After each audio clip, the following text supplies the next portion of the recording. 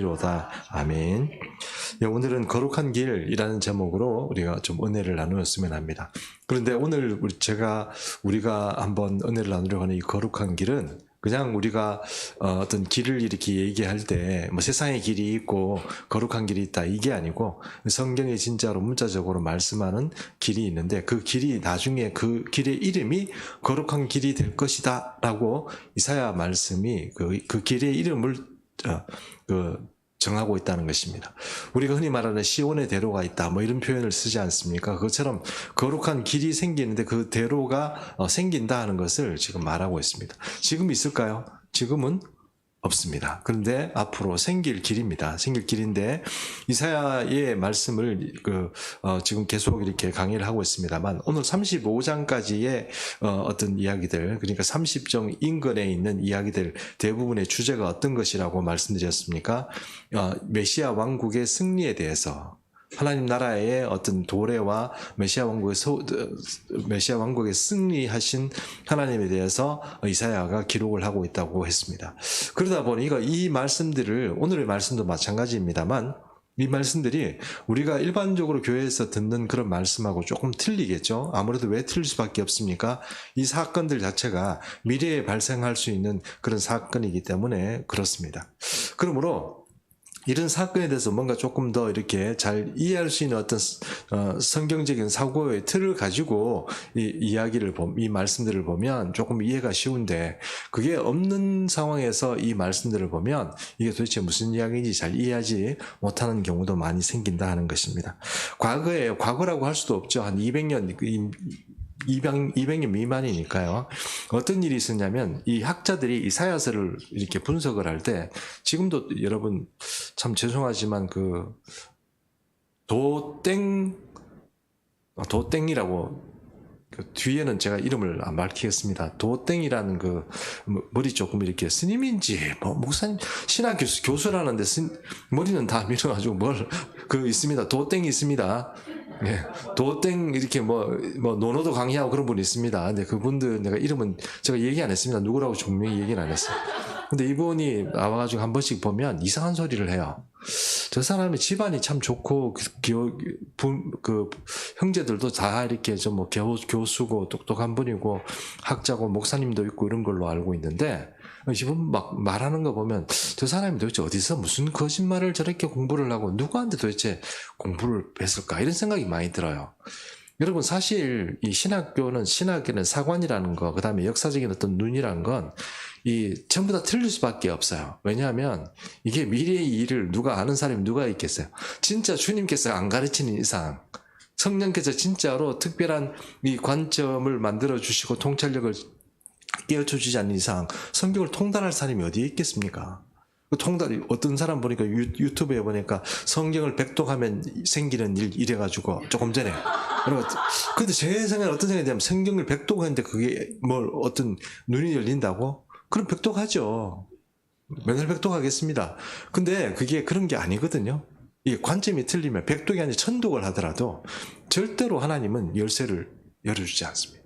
그렇기 때문에 우리가 오늘 데비드 정 목사님도 오시고 이렇게 했지만, 이게 일반적인 교회에서는 좀 하기가 힘든 어떤 이야기들을 자꾸 하게 되는 것도, 성경은 말하고 있는 것을 그대로 얘기를 해야 돼요. 저도 사실 얘기하고 싶은 게 많습니다만 이게 말을 잘 하지는 못해요. 왜 그러냐면 이게 잘 이해를 못하면 좀 어려운 문제가 생기기 때문에 그런 것들이 좀 있습니다. 어쨌든 오늘의 이야기도 그 이야기 중에 좀 마지막 부분이다 이렇게 얘기할 수 있는데, 과거의 학자들이 있잖아요. 이사야서를 구분할 때 어떻게 얘기했냐면, 우리 도땡 그분도 마찬가지고 이 신학교에서 어떻게 사람들이 배웠냐면, 이사야서는 이사야가 다 쓴 게 아니다 이렇게 가르쳤어요. 이사야가 1권부터 66권까지 있잖아요. 그럼 신학교를 졸업한 학생들도, 교수들도 이사야서는 이사야가 쓴 게 아니고 이사야 제자들이 썼거나 아니면 후대들이 이사야 이름으로 썼다 이렇게 얘기를 해요.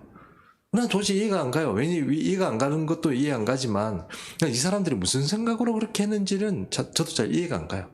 근데 여러분, 그게 왜 그런 문제가 생기냐면, 히브리인적인 관점으로 보면 이게 통일성이 있어요.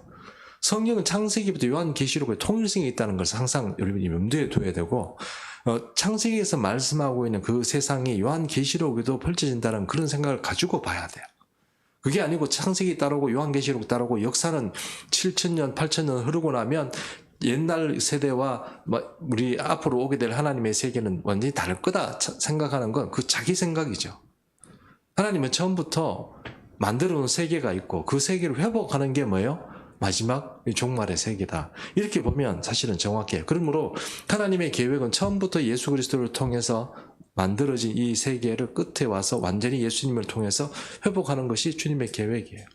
그게 거의 우리가 이제 지금 우리 시대에 거의 막바지에 오고 있다 하는 것을 우리가 생각해 봐야 된다는 것입니다. 그런데 이사야는 성경에서 굉장히 중요한 어떤 그 책인데 그거를 제2 이사야, 제3 이사야 이렇게 얘기하는 사람이 있어요. 그 얘기는 뭐냐면 창세기 이사야서 1장에서 39장까지를 사람들이 이거는 이사야가 썼다 인정을 해요. 1장에서 몇 장까지요? 39장까지. 39장 마지막까지는 이사야가 다 썼다. 그러나 40장부터 66장까지는 이사야가 아니고 이사야의 제자거나 아니면 다른 유대인이 썼다 하는 게 제2 이사야설이에요. 이해하셨죠? 예. 그러면 목사님 그거 왜 그래요? 왜 그렇게 그 학자들이 그런 얘기를 해요? 이유가 있습니다. 왜냐하면 이사야 1장에서 39장까지의 메시지하고 40장 1절에서부터 66장 마지막 절까지의 메시지가 완전히 달라요. 분위기가 완전히 달라요. 말씀하는 주제의 어떤 그 모티브들이 달라요.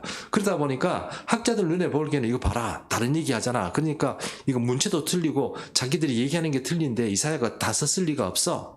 뭐 이렇게 얘기하는데 좀 그렇죠. 그러니까 그거를 이제 40장부터 66장까지를 제2 이사야라고 얘기하는 사람이 있는가 하면 그것도 더 나아가서 40장 1절부터 55장까지를 제2 이사야고 56장부터 66장까지를 제3 이사야라고 하는 사람이 있어요. 그러면 이사야가 몇 명이에요? 3명인데 이름이 이사야 원래 선지자 이사야가 쓴 게 아니고 후디가 썼다는 거예요. 왜 그런 얘기를 하냐면 이 사람들이 이렇게 생각하는 거예요. 성경을 쓴 이사야가 우리가 생각하는 믿음의 눈을 가진 사람들의 생각에는 그것이 2700~800년 전에 쓰여진 거예요. 그러니까 이스라엘 백성들이 성전이 망하고 바벨론 포로가 돼서 끌려가서 있다가 나중에 한 BC 400년, 500년 때 이렇게 회복된 이야기로 보는 것이 아니고 우리는 그렇게 보지만 우리는 그렇게 보는 것이 아니고 이사야가 2 이사야, 3 이사야 보는 사람들은 이사야서가 1장에서 40장까지는 이사야가 썼는 게 맞는데 그 이후에는 누가 썼냐면 바벨론 포로에 있던 사람들이 나중에 첨부했다 이렇게 얘기를 하는 거예요. 이해하시죠? 그러니까 우리 아까 말한 우리 그분도 나와가지고 이 봐라 성경이 말이야 그 얘기나 뭐 이렇게 해오던 거 그거 나중에 사람들이 다 이렇게 해가지고 바벨론 포로 시대 때 돌아오면서 다 만들었다는 그거 거짓말이에요, 여러분. 완전 새빨간 거짓말이고 자기 스토리를 쓴 거예요. 그건 무슨 성경을 신화처럼 그렇게 얘기하는데 이사야는 여러분 이 처음부터 끝까지 이 문맥상의 통일성이 있습니다. 하는 이야기가 똑같아요. 그 중에 핵심이 바로 오늘 우리가 배우는 이 이야기예요. 35장 이야기. 그 35장 이야기는 왜냐하면 2 이사야, 3 이사야 사람들이 얘기할 때 이 주제는 저 뒤에 가서 나와야 될 이야기인데 35장에 나오면 그 사람들 말로 따지면 35장에 이 얘기 나오면 돼요? 안 돼요? 안 되는 얘기인데 35장에 나와 있는 거예요. 그러면 이거 뭔가 자기들의 주장과 틀리다는 거예요. 그 반문서설이라는 게 있습니다. 이것도 한번 여러분 이해할 필요가 있는데 르네상스 시대가 되면서 종교개혁 시대가 되면서 이 하나님의 말씀으로 돌아가지 않은 그런 어떤 정통적인 분위기도 있었지만 또 그 반대편에서는 이 자유주의 신학자들이 성경을 분석하기 시작했어요. 막 떼고 막 이렇게 하다 보니까 성경 자체를 우리가 하나님이 우리에게 주시는 그런 경전으로 여러 저자들을 통해서 이렇게 썼다는 것을 그렇게 받아들이는 게 아니고 사고와 그런 어떤 후대의 작품들이 다 끼어들어서 그렇게 만들었다고 얘기하는 게 바로 이 자유주의 신학자들의 이야기예요.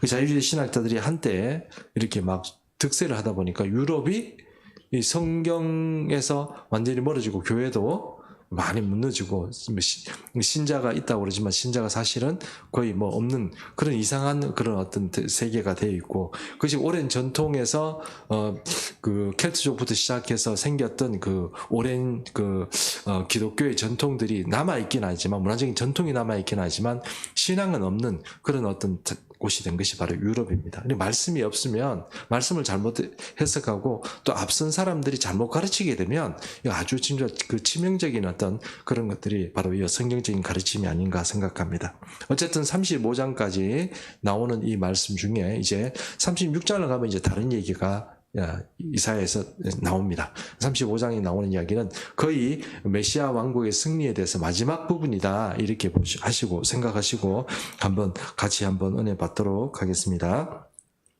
그래서 먼저 1절과 2절 말씀을 한번 제가 한번 읽어보겠습니다. 35장 1절과 2절 말씀을 제가 한번 읽어보겠습니다. 1절입니다. 광야와 메마른 땅이 기뻐하며 사막이 백합화같이 피어 즐거워하며 이렇게 나오죠. 그러면 이제 1절만 먼저 말씀드릴게요. 여러분, 그러면 이사야서가 말하고 성경에서 광야다, 메마른 땅이다 이렇게 얘기하는 것이 그냥 거기가 황폐한 땅이다 이런 뜻일까요? 아니면 특별한 지역을 말하는 걸까요?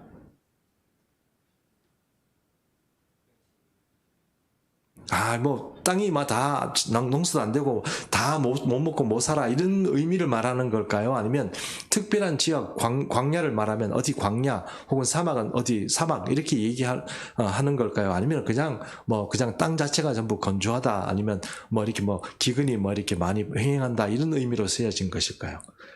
지명이 있습니다. 이해하시죠?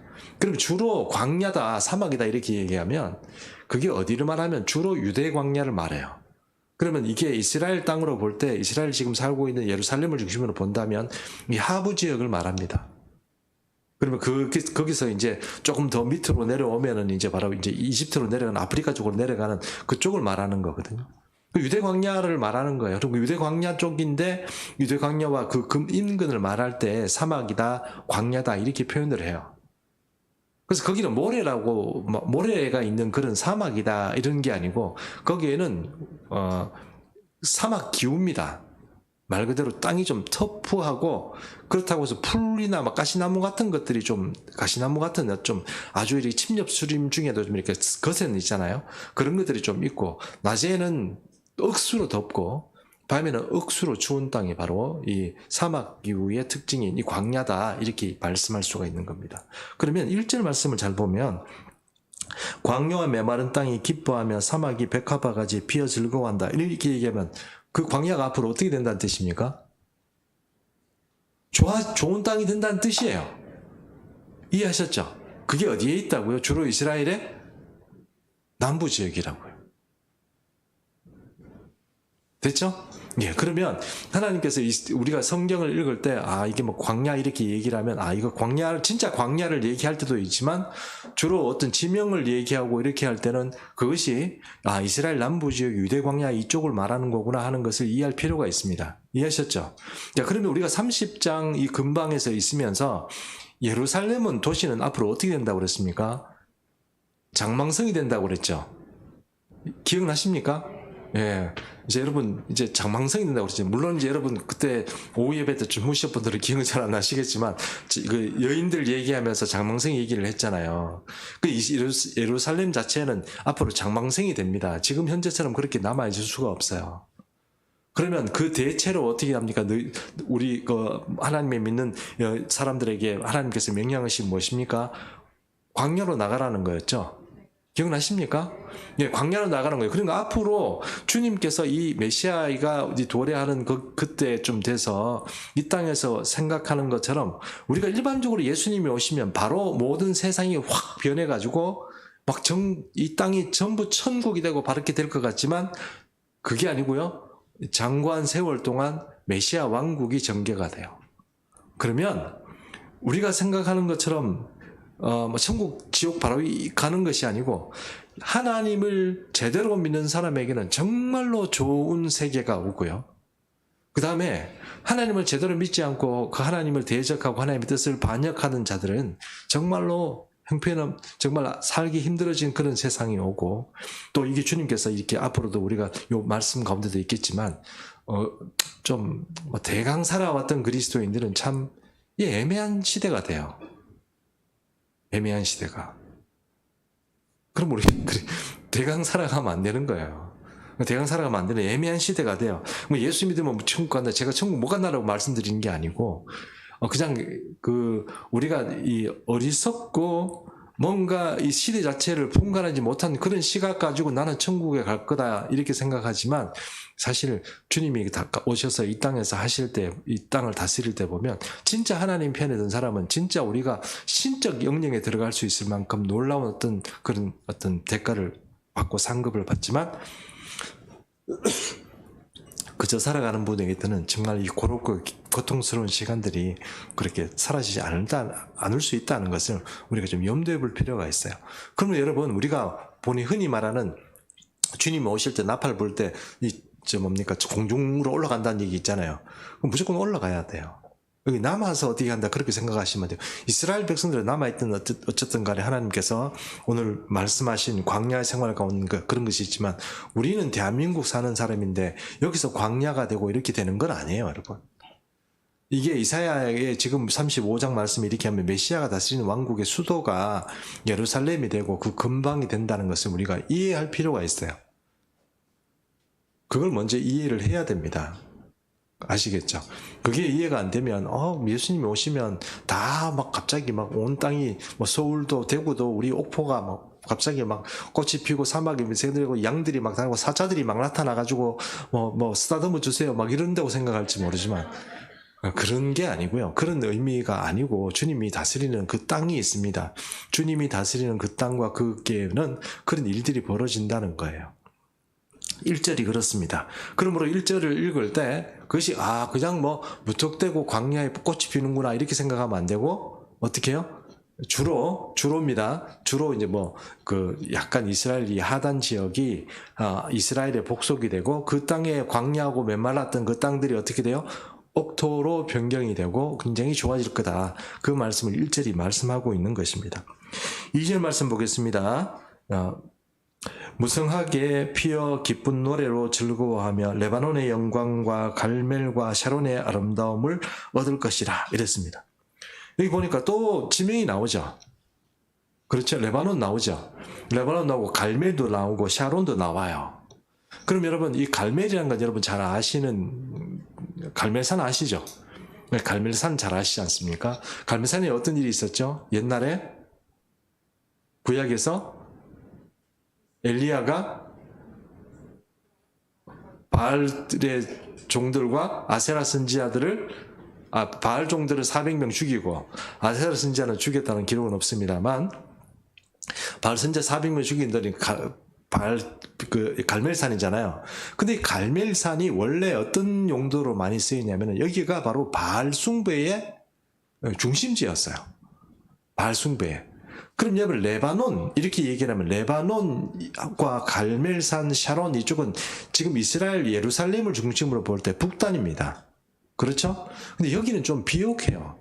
그 레바논에 상수리 나무 이렇게 얘기하는 것처럼 거기는 수풀이 우거지고 나무들이 아름드리 나무들이 있고 굉장히 살기 좋은 땅들이 바로 이 갈멜산과 그 위쪽 지방이에요. 레바논이 아주 그렇습니다. 근데 이 땅이 앞으로 하나님께 어떻게 돼요? 여기 보니까 기쁨의 아름다움을 얻을 것이라, 갈멜과 샤론의 아름다움을 얻을 것이라 돼 있죠. 그 앞으로 이 땅이 어떻게 된다는 뜻입니까? 이스라엘의 복속이 된다는 뜻이죠. 원래 갈멜산은요, 지금 갈멜산과 샤론 평야 이쪽은 지금 이스라엘 땅입니다. 땅이에요. 이게 도시 이름이 하이파라는 도시가 있죠. 이스라엘에 3대 도시가 있는데 예루살렘과 텔아비브하고 하이파 이렇게 3대 도시가 있어요. 하이파라는 도시 자체가 이 갈멜산에서 가까워요. 근데 지금 여기는 여러분 아시다시피 레바논이라는 지역에 우리나라 전 세계에 좀 독하고 유명한 테러리스트들이 그쪽에 다 있습니다. 그 레바논은 지금 현재 누구 땅이에요? 아, 레바논이 누구의 땅인지 몰랐어요? 레바논은 레바논의 땅이죠. 레바논의 나라 땅이죠, 여러분. 그런데 앞으로 이사야 말씀이 뭐라고 합니까? 종말에 이런 시기에 보면 레바논이 누구에게 들어와요? 이스라엘 백성 땅이 들어온다는 거예요. 자, 그러면 주님께서 다스리는 그 나라가 이 땅에 도래할 때 이 이스라엘 하단 지역의 그 사막 규와 이렇게 막 있던 그 땅들이 옥토가 되고 비옥해지면서 이 북단에 있던 땅들이 이스라엘의 복속이 된다. 그렇게 여러분 이해하시면 1, 2절 말씀을 제일 정확하게 읽는 거예요. 이해하셨죠? 그러면 여러분 우리가 있잖아요. 하나님께서 이사야 말씀 우리가 이런 강예를 하면서 목사님 그거는 좀 언제 될지도 모르고 그거는 좀 현실성 없는 얘기 아닙니까? 이렇게 얘기할지 모르지만 사실 하나님은 언약대로 움직인다는 걸 우리가 잘 이해할 필요가 있어요. 그러면 언약대로 움직이는 뜻은 뭐냐면은 아브라함과 혹은 모세와 그들에게 하나님께서 주시겠다고 한 땅이 이 땅이 어떻게 해요? 들어가 있습니다. 이해하시죠? 지금 레바논이 땅이니까 레바논이 다 이런 게 아니고요. 주님이 미리 아브라함이나 아니면은 모세나 혹은 또 에스겔서에서 보면 하나님께서 미리 약속하신 땅이 있어요. 그 땅이 보면 하단은 지금 지형하고 비슷해요. 그러니까 지금 그 이스라엘 땅이 밑에 사막이고 좀 건조하고 그래서 뭐 좀 살기 힘든 그런 광야 같은 그런 때가 있지만 위쪽은 그래도 살만한데 그러나 지금 레바논 이야기 말씀드리고 요르단도 지금 골란고원 이쪽에 공격 이렇게 막 그 지배를 하고 있기 때문에 그쪽은 좀 전쟁지이고 이런데 좋은 땅이긴 한데 거기는 적군들이 있는 땅이에요. 그럼 그 땅이 앞으로 어떻게 해요? 들어와서 한다는 거예요. 이거는 이사야의 말씀 때문이 아니고 지금 우리가 그냥 이 말씀을 그냥 드리는 게 아니고 성경 말씀에 모세나 에스겔서나 아니면은 또 아브라함에게 약속하시던 땅이 여기에 다 포함되어 있다는 걸 생각해 보면 이게 하나님께서 앞으로 종말의 시간에 회복하시려고 하는 그 땅이 어떤 땅이다 하는 것을 이해할 수 있는 거죠. 아시겠죠? 예. 여러분, 주님께서 모세 오경에 약속하셨던 거 있잖아요. 그 절대로 안 바뀝니다. 우리 눈에 보니까 아이고 지금 어렵겠네. 어떻게 생각할지 모르지만 그럼 모세 오경 우리가 레위기 말씀을 요즘 보지 않습니까? 레위기 말씀 보면서 지난주 새벽 기도 때 제가 말씀드린 것 중에 이스라엘 백성들이 전 세계에 떠돌아다닐 것이다. 이야기가 레위기에 나와요. 레위기에 나오는 말씀이에요. 맞죠? 그리고 그 백성을 하나님께서 다시 알리야시켜서 본토로 돌릴 것이다. 그 말씀 어디에 나와요? 레위기에 나와요. 우리 전혀 생각도 못했는데 레위기 26장에 그 말씀이 다 나와요. 그리고 하나님께서는 모세 오경을 통해서 얘기할 때 그 이야기들이 이사야가 생뚱맞게 처음부터 자기가 만들어낸 얘기가 아니에요. 벌써 전부터 하나님께서 율법을 통하여서 말씀하셨던 그 땅, 그 이야기들이 이사야나 그런 말씀 들으면서 해석이 돼가면서 예수님으로부터 오셔가지고 나중에 종말 시대에 보면 물론 이제 이사야나 이런 사람들의 말을 우리가 청중을 들을 필요가 있지만 그러므로 구약을 모르는 사람이 요한계시록을 해석한다. 그건 사기예요. 이단들이 보면 제가 예를 들어서 우리 데이비드 정성교사님도 한 번씩 모시고 저도 이렇게 말씀을 하잖아요. 이단은 이런 강의 안 합니다. 구약 강의를 잘 안 해요. 그냥 어디 가서 단어만 몇 개 가져와가지고 막 하잖아요. 근데 하나님의 생각이 어떤 건지 그런 걸 잘 안 하잖아요. 왜 그렇습니까? 그들은 소설을 쓰는 거예요. 그러므로 우리가 성경을 제대로 알고 제대로 이해를 하려고 그러면 구약의 어떤 그런 배경이나 이런 것들도 잘 이해를 해야 되고 그 일반 교회에서는 또 안 되니까 우리 교회는 또 이렇게 또 분리를 해서 그렇게 된 것 같아요. 제가 오늘 데이비드 정성교사님 설교하실 때 옛날 생각이 났어요. 어떤 생각이 났냐면 한 2년 전인 것 같아요. 지금 우리 개척하기 전이에요. 하나님께서 제게 어떤 메시지를 주셨는데 뭐냐면 네가 이 사람들을 떠나라. 내가 좀 너를 이렇게 키우고 너를 통해서 뭐 하려고 하는 게 있으니까 떠나라는 그런 메시지였어요. 그래서 저는 그때 이 교회를 개척하라는 거구나 그때 알았어요. 저는 그냥 뭐 이렇게 있다가 어디 뭐 좀 사람들이 조금 있는 그런 한 몇백 명 있는 교회, 그런 교회로 담임으로 갔으면 좋겠다 이런 생각을 많이 했어요, 솔직히. 왜냐하면 그런 교회를 가면 일으키기가 쉬워요. 한 1000명까지는 빨리 할 수 있어요. 원래 제 특기가 원래 그래요. 그런데 개척을 하면 어떻게 돼요? 처음부터 바닥에서부터 다 해야 되니까 이게 제가 좀 힘들어요. 지금 요즘 제가 여러분 보시기 어떨지 모르지만 좀 그렇죠? 힘을 못하는 것 같지 않나요? 예. 근데 하나님께서는 이게 원하시는 게 따로 있는 거예요. 그러니까 충성교회 그 충성에서 우리 교회를 지원해주고 그렇게 했지만 충성교회는 교회들끼리도 가는 거지만 여러분과 제게는 또 하나님께서 특별한 하나님이 하고 싶은 일이 있는 거예요. 우리가 그걸 집중하지 못하면 우리 교회는 왜 이래? 우리 교회는 뭐 되는 것 같지 않아? 우리 목사님은 왜 저래? 자꾸 그런 생각밖에 안 들어요. 근데 여러분, 제가 분명히 말씀드리지만 어느 순간에는 주님께서 캐릭터를 확실하게 만들어 주시겠죠, 우리를. 근데 그때까지는 좀 우리가 뭐 할 수 없이 참아야 되지 어떻게 하겠어요. 그러나 여러분, 어쨌든 이렇게 선포되는 어떤 성경 말씀들은 우리가 일반적인 어떤 교회에서는 말씀하기가 좀 어렵다는 것을 좀 이해했으면 좋겠다 하는 말씀입니다. 자, 1, 2절 말씀은 해결됐고요. 그 다음에 3절 말씀에 보면, 여기 보니까, 3절, 4절 말씀에 보니까, 핍박받던 어떤 선민들, 그러니까 핍박받던 사람들이 이제 어떤 위로와 어떤 그런 어떤 구원을 받게 된다 하는 것이 나와 있는데, 3절 말씀 보겠습니다. 너희는 약한 손을 강하게 하며, 떨리는 무릎을 굳게 하며, 4절, 겁내는 자들에게 이르기를 굳세어라 두려워하지 말라. 보라 너희 하나님이 오사 보복하시며 갚아주실 것이라. 하나님이 오사 너희를 구하시리라 하라. 이리 됐습니다. 이스라엘 백성들이 지금 앞으로 어떤 상황에 놓이게 된다고요? 어려운 상황에 놓이게 됩니다. 원수에게 짓밟히고요. 분명히 하나님께서 그 이스라엘 백성들의 흔적 자체를 없애려고 그 여러 주변의 나라들이나 이런 나라를 통해서 계속 이렇게 누르게 될 것입니다. 근데 그렇게 누르게 될 때 그때 막 핍박을 당하다가 그 구원을 이제 얻을 방법이 없는데 그때 누가 해오신다고요? 주님이 그것을 해결해 주신다 하는 것입니다. 그 주님이 오셔서 이 핍박받는 이스라엘 백성들을 구원해 준다 하는 것이 바로 3절과 4절의 말씀이다 하는 것입니다. 그래서 4절 말씀에 보니까 겁내는 사람, 또 두려워하는 사람, 그런 사람에게 여기서 보니까 보복하여 주신다 그랬는데 옛날에는 이 말씀이 보수하여 주신다 이렇게 돼 있어요. 나는 보수한다는 말이 옛날에는 무슨 뭐 우리가 그 건물 이렇게 무너지고 뭐 문제 생기면 보수한다 이렇게 생각했잖아요. 하나님께서 뭐 무너진 데를 뭐 세운다 이런 뜻인가 이렇게 생각했는데 그런 것이 아니고 보복해 준다는 뜻이에요. 원수를 갚아준다는 뜻이에요. 그러면 이스라엘 백성들을 괴롭히고 믿는 자들을 괴롭혔던 그런 사람들, 그런 이들에게 예수님께서 어떻게 한다고요? 보복해 준다는 뜻이에요.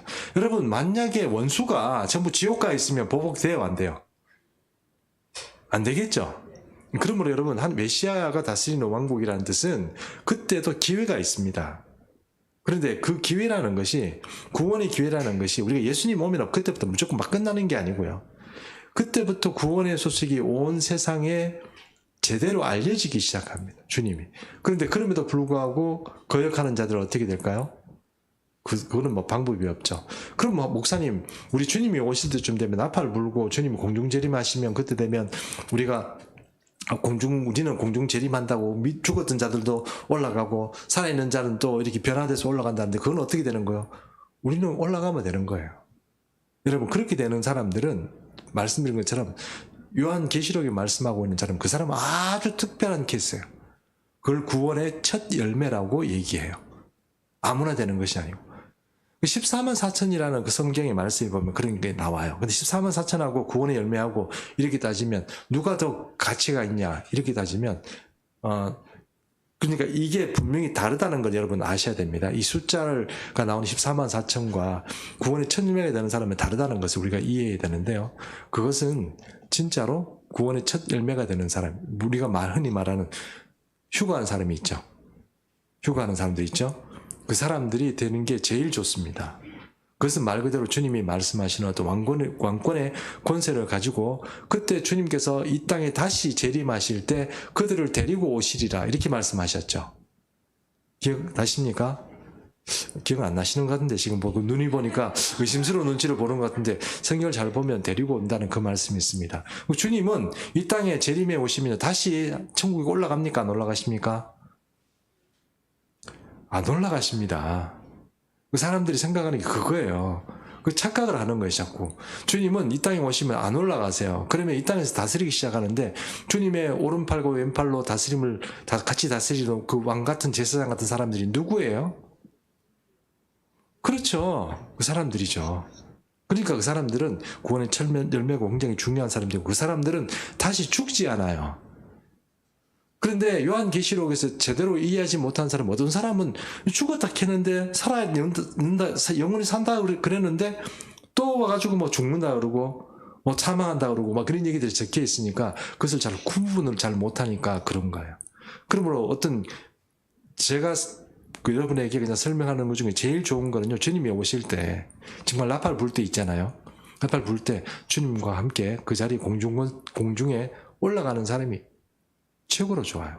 이 땅에서 뭐 14만 4천이 되고 그런 거는 이스라엘 백성들에게 필요하고 주님이 메시아 왕국에 다스리기 위해서 필요한 거지, 그들의 레벨과 주님이 말씀한 신적 영역에 올리는 레벨은 완전히 또 다른 거예요. 14만 4천이 다 왕이 되겠어요? 14만 4천이 다 왕이 되겠어요? 14만 4천이 왕이 다 된다고요? 저는 그 14만 4천을 제가 이렇게 표현하고 싶어요. 공무원 된다고. 공무원 된다고 제가 그렇게 표현하고 싶어요. 왜냐하면 주님이 오시면 그 공무원 될 사람들이 다스려야 될 사람들이 있는데 이 나라를 다스리고 그렇게 해야 될 사람들, 공무원 같은 사람들, 그 얘기를 잘 읽어보세요. 아주 그 14만 선에 대해서 표현한 이야기가 있는데 그 사람들은 공무원이 만약에 이렇게 우리 교장 선생님도 계시지만 공무원 되면 뭘 해야 됩니까? 청렴 결백해야 돼요. 신실해야 돼요. 그 대통령이 뭐 하자면 그대로 나는 못해요 이렇게 하면 돼요, 안 돼요? 하자는 대로 해야 되죠. 그게 14만 4천 원이에요. 잘 읽어보면 거기에 신천지가 말하는 것처럼 거기 들어가야 구원을 얻고, 그 새빨간 거짓말이에요. 뭘 모르고 그냥 갔다가 하다 보니까 그렇게 얘기를 한 건데, 다 진짜 정말 미안한 얘기지만 다 파도 한 번 치면은 다 쓸려가지고 지옥 떨어질 사람들이에요. 굉장히 불쌍한 사람들이에요. 뭐 제대로 모르니까 그런 얘기를 했겠죠. 어쨌든 그렇다 하는 것입니다. 자, 그래서 어쨌든 주님께서 이 땅에 오시면 메시아가 다스린 나라에는 이 약하고 핍박받고 억울하게 살아가던 그 하나님의 백성들이 회복될 것이라는 것이 이 3절과 4절의 말씀이라는 것입니다. 자, 그 다음에 5절 말씀, 6절 말씀을, 7절 말씀을 한번 보면, 그때에 맹인의 눈이 밝을 것이며 못 듣는 사람이 귀가 열릴 것이며. 혹시 여러분 맹인이 있습니까? 저는 반맹인입니다. 예수님이 이 땅에 오셨을 때, 주님이 그 이 땅에 오셨을 때 보면은 하신 말씀 중에 눈먼 자가 복이 될 것이라고 그러면서 오셔가지고 눈먼 사람 많이 고쳤죠. 기억나시죠? 그럼 주님이 다스리는 그 나라에는 눈먼 사람이 있으면 됩니까? 안 됩니까? 당연하죠. 당연합니다. 여기 보니까 눈먼 사람, 그리고 못 듣는 사람 귀가 어떻게 열릴 것이고, 또 그때에 저는 자는 어떻게 돼요? 사슴같이 뛰고, 말 못하는 자는 혀는 노래하고, 광야에는 물이 솟겠고, 사막에는 시내가 흐르고, 뜨거운 사막이 변하여 못이 되고, 메마른 땅이 변하여 원천이 되고, 승냥이에 눕던 곳이 어떻게 해요? 풀과 갈대와 부들이 날 것이라 했습니다. 부들을 제가 뭔지, 부들부들 떤다고 부들인지 뭔지 모르겠지만, 이게 무슨 갈대 비슷한 어떤 그런 어떤 그 종류예요. 그러니까 이런 것들이 막 우거지고 막 정말 이렇게 약간 낙원스럽고 파라다이스 같은 그런 것들이 이 전개되는 그런 땅이 될 것이다 하는 것이 주님의 약속인 거예요. 여기는 병든 자도 없고, 눈먼 자도 없고, 귀먼 자도 없고, 저는 자도 없이 하나님께서 다 고치는 그런 어떤 시대의 역사들이 바로 메시아가 다스리는 이 나라에 올 것이다 하는 것을 말하고 있는 것입니다. 그러므로 선민들의 땅과 거룩한 영화를 예고하고 있는데요. 8절 한번 보겠습니다. 거기에 대로가 있습니다. 대로가 있어요. 대로는 뭡니까? 요즘 말로 하면 고속도로겠죠? 예, 8차선 이 정도가 아니고 엄청 아마 큰 도로가 있지 않겠나 싶은데 거기에 보니까 그 길을 거룩한 길이라고 사람들이 일컫는다고 그랬습니다. 지금 이게 없죠? 지금 없죠? 없는데 앞으로 장차 메시아 예수께서 다스릴 그 나라에는 이런 도로가 생길 것이다 하는 거예요. 생길 것이고 그 도로 이름 뭐라고요? 홀리 로드, 뭐 아니면 홀리 웨이, 뭐 이렇게 해가지고 네, 뭐 그런 길이 생길 것이다 하는 거예요. 그리고 그런데 깨끗하지 못한 자는 이게 못 지나가는 거예요. 야, 이게 좀 어렵네요, 그죠? 예, 깨끗하지 못하는 자는 못 지나가고 오직 구속함을 입은 자들을 위하여 있게 될 것이고 우매한 행위는 그 길로 다니지 못. 우매한 행위는 뭡니까? 일반적인, 그러니까 여기서 성경에서 우리가 지금까지 거룩한 백성으로 칭함을 받지 못한 일반적인 사람들이 그 시대에도 있겠지만 그런 사람들은 막 그 길을 다닐 수 있어요, 없어요? 못 다닙니다. 이해하시죠? 진짜로 하나님의 거룩한 백성이 된 사람들만 그 길을 다닐 수 있고 일반적인 사람들이 이 길을 다니지는 못하는 그런 도로가 생기는데 그 도로 이름이 뭐라고요? 홀리웨이. 홀리 하이웨이인지 뭔지 모르겠지만 그런 도로가 생길 거예요. 지금 사실 여러분 그 도로 어떻게 생겼냐고 저한테 물어보면 저는 대답할 말이 없습니다. 왜요? 있어야 뭐 제가 보고 와서 뭐 말씀을 드리죠. 그러나 성경이 그렇게 말씀하고 있다는 것을 우리가 좀 이해할 필요가 있다는 것입니다. 9절 말씀에 거기에는 사자가 없습니다. 사나운 짐승이 그리로 올라가지 아니하므로 그것을 만나지 못하겠고 오직 구속함을 받은 자만 그리로 다닐 수 있습니다. 구속함 받은 사람만, 구원받은 사람만, 주님께서 인정받은 그런 구원받은 사람만 그 도로에 다닐 수 있다 하는 것입니다. 그럼 이 길이 여러분 우리가 예수님 말한 그 주님 이사야가 말씀하고 있는 것처럼 없는 도로인데 가상의 도로인데 얘기하고 있겠습니까? 아니면 진짜로 있는 도로겠습니까? 진짜로 있는 도로입니다. 앞으로 있을 도로죠. 있을 도로에 그런 진짜 길이 있고 그렇게 된다 하는 것입니다. 자, 이제 마지막 절 2입니다. 2가 아니고 10절 말씀입니다. 여호와의 속량을 받은 자들이 돌아오되 노래하며 시온에 이르러 그들의 머리 위에 영명한 희락을 띠고 기쁨과 즐거움을 얻으리니 슬픔과 탄식이 사라지리로다 했습니다. 여기 보면 이 사람들이 돌아오는데 시온에 이른다 그랬죠. 시온이 어디입니까? 시온이 어디입니까, 여러분? 예루살렘이잖아요. 그러면 지금 보십시오. 지금 제가 정확히 같이 얘기했는데 26장부터인가요? 이 메시아 왕국의 승리에 대해서 얘기하는 이사야의 이야기들 중에 예루살렘이 주님이 오실 때쯤 되면은 완전히 장망성이 되고 그래서 망하게 되고 사람들이 광야로 이렇게 더 피난 가게 돼서 거기서 주님이 오시고 그러면 잘 살게 된다 그런 얘기가 지금 우리가 지금 하고 있는 이야기거든요. 근데 이 사람들이 나중에는 어디로 올라가요? 예루살렘으로 올라가게 되죠. 그러면 예루살렘 올라가게 된 얘기는 뭡니까? 완전히 메시아께서 다스리는 그 나라로 수도로서 그 예루살렘이 회복된다. 이런 의미로 우리가 이해할 수 있다는 것입니다. 물론 여러분 제가 이런 강의를 하면서 좀 그런 거는 있습니다. 저도 가보지도 않은 세계를 밟아보지도 않고 이해하지도 못하는 세계를 강의해야 된다는 것 때문에 참 부담감을 느낄 수는 있지만 그럼에도 불구하고 구약 성경에서 모세오경부터 시작했던 하나님의 이야기들이 사실은 이사야를 거쳐서 신약 시대와 요한계시록까지 사도 바울의 여러 가지 이야기들까지 전달된다는 그런 어떤 전체적인 과정을 통찰해서 본다면 이사야 오늘 35장의 말씀은 바로 주님께서 이 땅에 오셔서 다스리게 될 그 나라를 설명하고 있다는 것을 우리가 이해할 필요가 있습니다. 여러분 이사야를 생각할 때 여러분은 어떤 생각을 가지고 이사야를 읽으십니까? 이사야는 이 환상을 보고 환상에 빠져서 착각을 기록하는 사람일까요?